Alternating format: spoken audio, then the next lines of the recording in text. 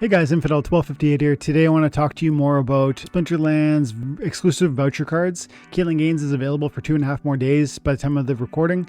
This card's amazing, exceptional. If you don't have it, maybe you should check out getting it.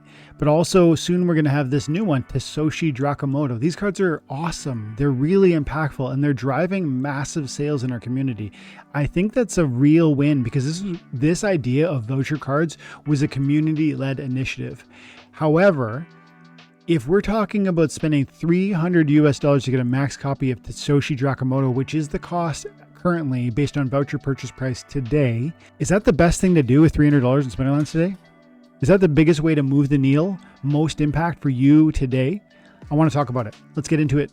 If that sounds interesting, stick around and stay tuned. Otherwise, check out the next video. Thanks. Hey guys, Infidel1258 here. Today I want to talk about the promo cards that are available under the shop and the exclusive rewards. These are the cards that are being purchased through voucher sales. Kelan Gaines is currently available and this card's amazing and there's only 2 days and 19 hours left at the time of recording in this type of sale. Anyways, that's a really successful card. And if you don't have it, you should strongly consider getting it. I use it all the time. It's an amazing card. However, in 2.5 days, this thing will be gone and we're going to get a brand new card into the marketplace. It's the Tasoshi Drakamoto, which is obviously a Satoshi little teaser or joke, let's say. And it's a dragon card or a Drakoshan. And we'll talk more about this card in a moment. But first, I just want to say these voucher cards and this voucher sale, shout out to Jangles because this was a great idea. I believe it was a People's Guild proposal that brought us essentially to a place where the team was creating voucher sale cards to create sync or a pathway for us to reduce the number of vouchers that exist. And so, well done. And not only has it been successful, it's been extremely successful because check this out, Tofu. This is from yesterday, 24 hours ago. He said, I just spent another 50,000 vouchers on Kelan Gaines. He's leaving the store in a few days and he is the meta. And first, Tofu is awesome. I love how active he is. He's doing so much for the game, including recruiting. Well done, Brave Tofu. And you know, man, when I read this through the thing, I go, that's like 5, I think it's 5 new Kelan Gaines or something like that. Because it's 100 vouchers per CC and you need 150 to max them out. It's a lot of extra copies of Kelan Gaines. Love it. And I wonder where is this new Drakoshan going to fit in that conversation? Like, how impactful is this thing going to be? I want to spend some time talking about that. And I also want to make note of the fact that we are going to be able to drop black foils in this pull, which is interesting in its own light. And we want to look at vouchers too. Vouchers are going up.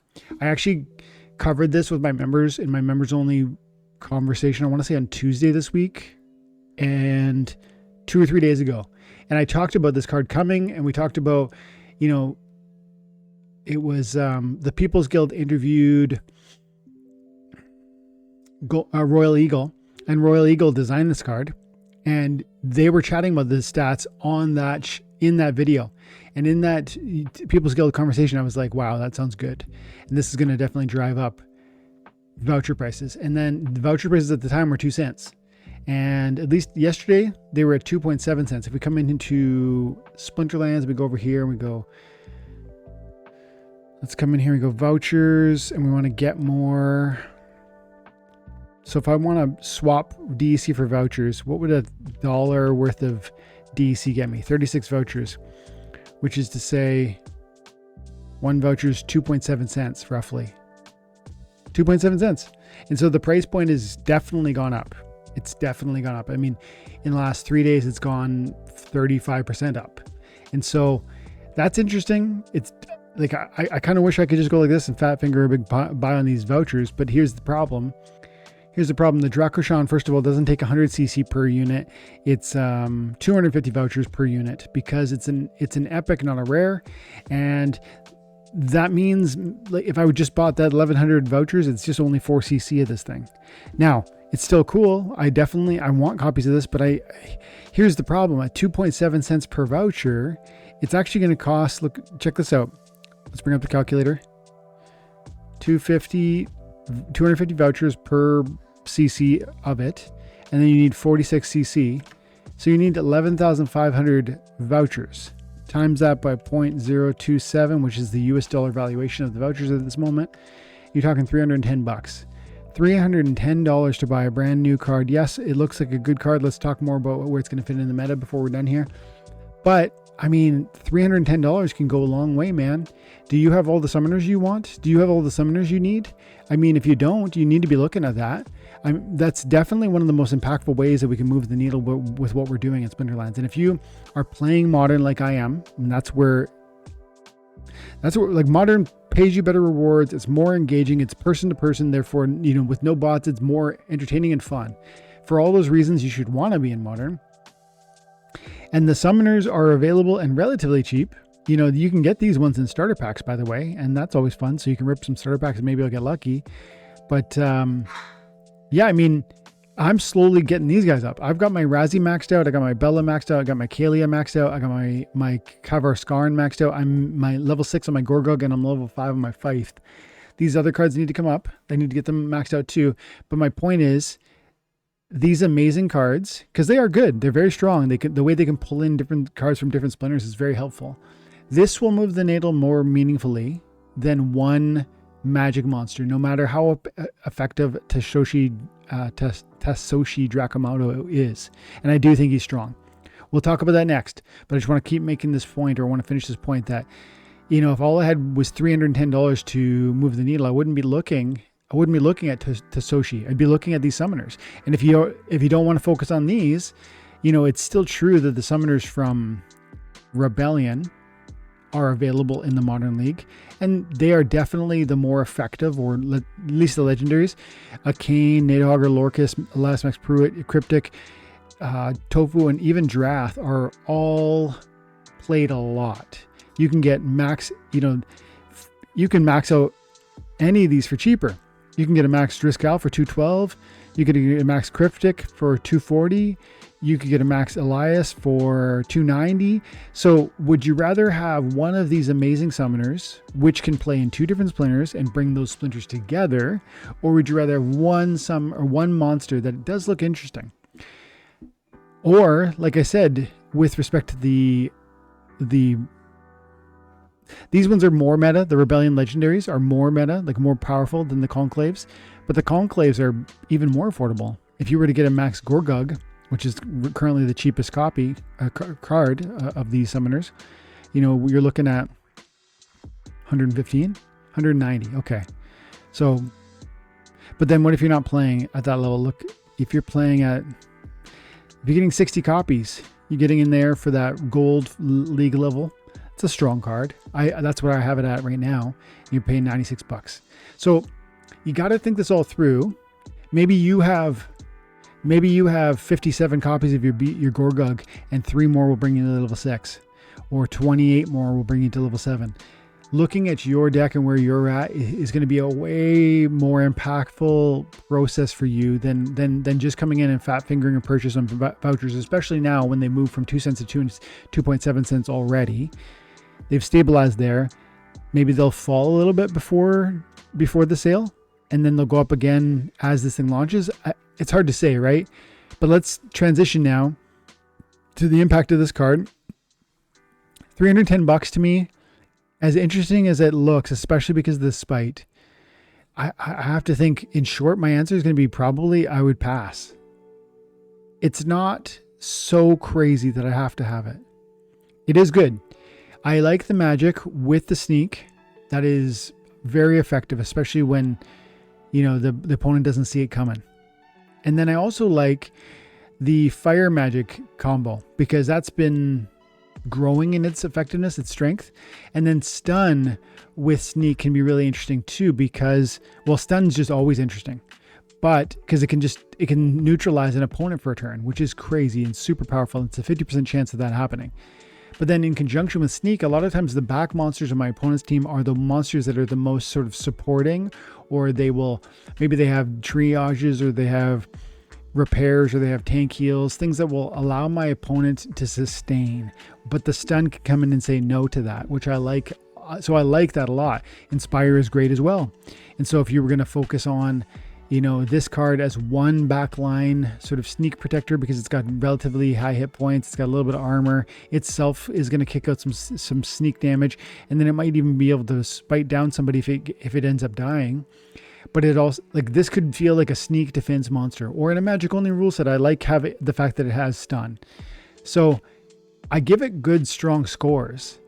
Like, I don't know, in a magic only sense, I probably give it like a 7.5 or an 8 because the 3 damage can be silenced down kind of low, kind of fast, and it's 8 mana for that, and it doesn't have a huge amount of hit points, and the spite's interesting, but again with silence it's going to go down to 2 or 1, and then my opponent needs a void, and the stun is still there, so it's still a high scoring point card, but 7.5 or 8 is probably my score in magic only rule set. If it's if I'm analyzing it from a more broader experience, like a high mana match, I probably have monsters that I would prefer to roll with from that team. If it's no melee, maybe we're back up to 8, 8.5. Strong card, but $310 is pricing for the best cards in the game. In fact, I could probably buy 2 or 3 really impactful cards that would move the needle more meaningfully to me for less money. I sure do the summoners. What about some of the legendaries from Conclave? What about some of the epics? Do you have Leolin? Do you have Leolin's Sifu from the Conclave set? The epic is amazing. Do you have, like, all these epics are amazing, really. Do you have Blazebeard? Do you have Lucky Longshot? Do you have Leolin Sifu? Do you have Warwall Juggernaut? I mean, all of these epics are amazing, and it looks like you probably buy them in the neighborhood of $60. So I could probably buy 1, 2, 3, 4, 5. I could buy 5 of these maxed out for the same price as this card. So am I saying Tasoshi Drakamoto is a ripoff? No. The interesting thing about this card is that it is good. It is effective. I like it. I want it. I maybe even might go so far as to say I eventually will consider it a card that I need. All that said, I'm not going to rush out to spend the money on it because there's just too many, in my opinion, better options available in the short term. However, the final note that I'd put toward that, or there's 2 final notes. Black foils do change the conversation. The fact that we can now drop black foils when the voucher with these purchases is very interesting. Now you do have to use midnight potions. You need to use 8 midnight potions per card to increase the drop rate. But you're going, it's 1 in 4,000 drop rate. You could be that lucky person. You could buy 1 card and it turns into a black foil, which will change your life. Like, you're going to be going down one path thinking, I just spent what? $2 and no, $5. Right? 250 vouchers at 2.5 cents, $6. And then suddenly it's easily it's a $300 card, $400 card, $500 card. If we go black foil and we look at epics, there practically are none, by the way. But let me just quickly make that point. If we went epic, conclave, black foil, 600, 600, 600, 800, 800, 1,000. Now, are they selling for that? I don't know. But I know at least they're going to give you massive airdrop points within the context of the mage wagons. And so, it's like a kind of a lottery ticket opportunity to participate in Splinterlands by, taking advantage of this Tasoshi and maybe pulling the luck on getting this epic black foil. That would be crazy. And so, I'm definitely going to participate. I like this card. I think it's impactful. I think it should be desirable to most people who are taking the game seriously, especially at the highest levels. But having said all that, of course, I like the alternative of exploring what else I might do with $300 in the game of Splinterlands.